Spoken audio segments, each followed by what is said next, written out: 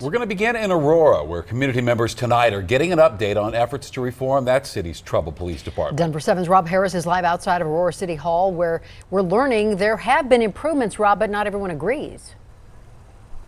Yeah, not entirely, Ann. There's a lot of angry outbursts at the town hall tonight, particularly when the topic of use of force by Aurora police came up. But in the audience were members of the Community Advisory Council that was formed by this consent decree. And members of the council say having members of the community come out and ask their questions and also voice their concerns is an important part of the process.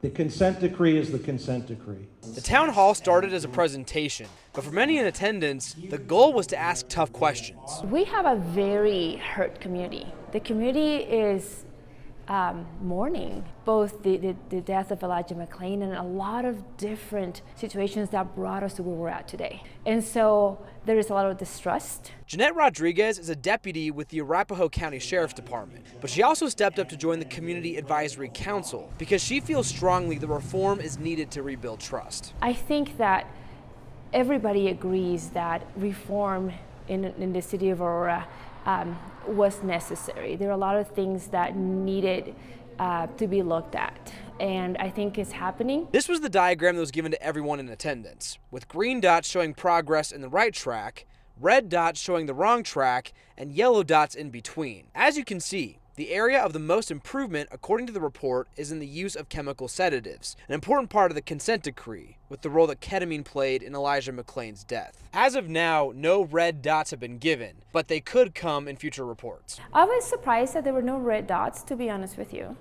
But I do know that this city has made a conscious effort to improve. It's not our intent to be scary. Aurora Interim Police Chief Dan Oates answered one question personally, written on a card by a 9-year-old girl, asking, when the police come, why are they scary? She had literally never spoken to a police officer before, and what she said was, you know, my experience is some police officers are in a good mood and some police officers are in a bad mood, and when they're in a bad mood, they should just stay home. So I told her I totally agree with that. So this consent decree process is a 5-year process with 12 reports and 70 different targets that Aurora must meet, ranging from use of force to racial bias with policing. Now, the independent monitor says they're going to have these reports released over the course of those 5 years. And after each report's released, they'll have a town hall for the community to come out and ask their questions, raise those concerns. So the next town hall will be in a few months. Live in Aurora, I'm Rob Harris, Denver 7.